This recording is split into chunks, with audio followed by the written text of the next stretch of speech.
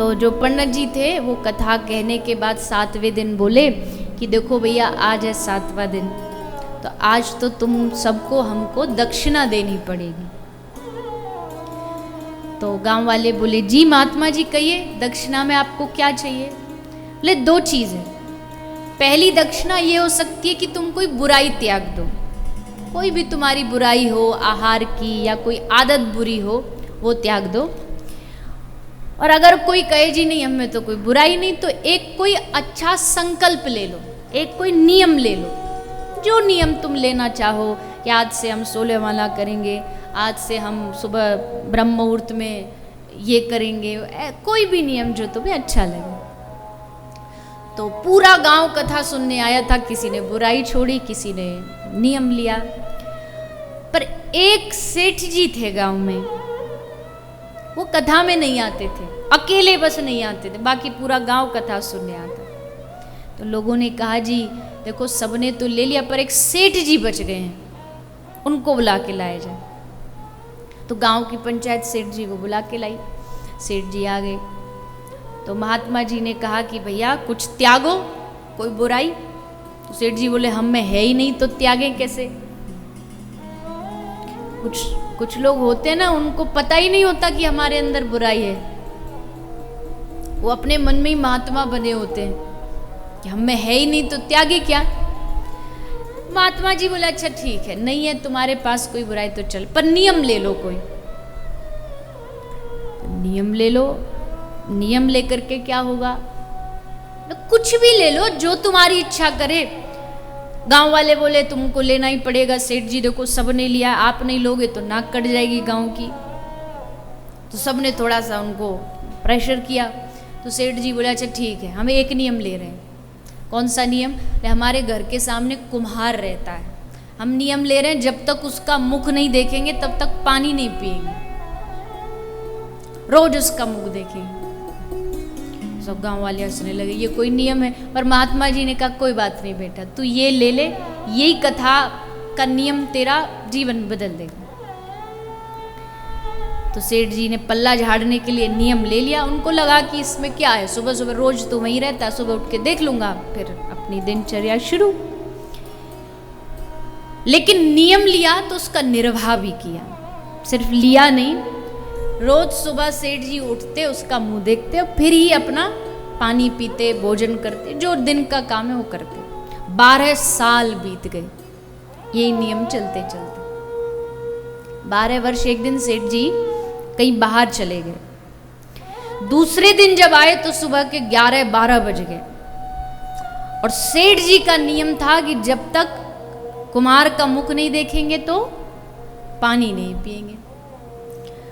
अब सेठ जी भागे भागे आए दूसरे गांव से, जल्दी जल्दी, प्यास लग रही, भूख लग रही, क्या करे? कुम्हार का मुख देखने के लिए उसके घर गए तो पत्नी बोली सेठ जी कुम्हार जो है, पति जो था उसका, बोले वो तो पहाड़ पे गया है माटी लेने के लिए।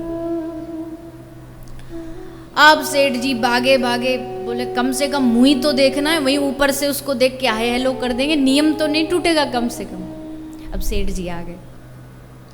अब कुम्हार जब ऊपर माटी ले रहा था तो माटी लेते समय उसको एक घड़े में एक घड़ा मिला, और घड़े को जब कुम्हार ने खोला तो देखा घड़ा पूरा सोने चांदी से भरा हुआ था, हीरे मोती सोना चांदी।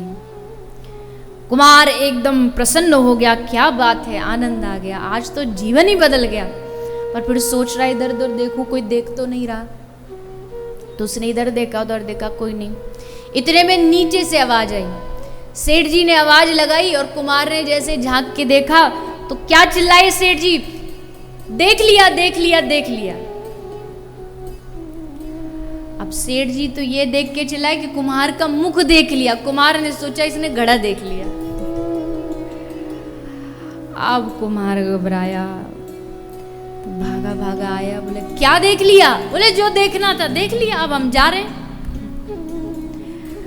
बोले देख लिया भैया, सेठ जी एक ने भी, जो देख लिया उसको किसी से कहना मत। सेठ जी बोले मतलब? बोले मतलब 50-50, आधा आधा कर लेते, पर आप किसी को कहना नहीं। पर भैया क्या बोले, ये स्वर्ण का सोने का जो भरा हुआ घड़ा है, आधा आधा 50-50, आधा तुम्हारा आधा मेरा। अब जैसे सेठ को ये दिया और उसने बताया तो सेठ की आंखों में आंसू आ गए।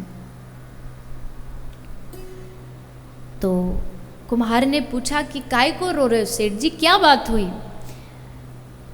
तब सेठ ने बताया कि मैंने एक कथा से नियम लिया कि जब तक तेरा मुख नहीं देखूंगा तब तक पानी नहीं पीऊंगा। तो फिर इसमें रोने वाली क्या बात है, रो क्यों रहे हो?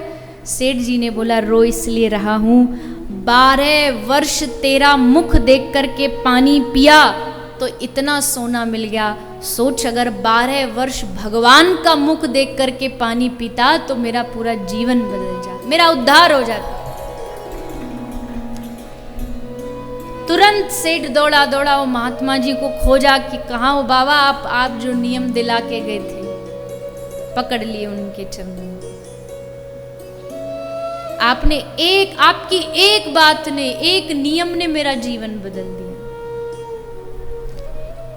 इसलिए नियम में बड़ी ताकत होती है, नियम में बहुत शक्ति होती है। अगर कोई, मैं ऐसा नहीं कह रही कि आप भी ऐसा ही कोई भी जो मनाए वो नियम, लेकिन इतना तो सिद्ध हो गया ना कि एक ही नियम आप लगातार कुछ वर्षों तक करते रहते हो तो वो आपका जीवन बन जाता है। आपका जीवन वैसा बन जाएगा अगर आपने उस चीज को नियमित बना लिया तो।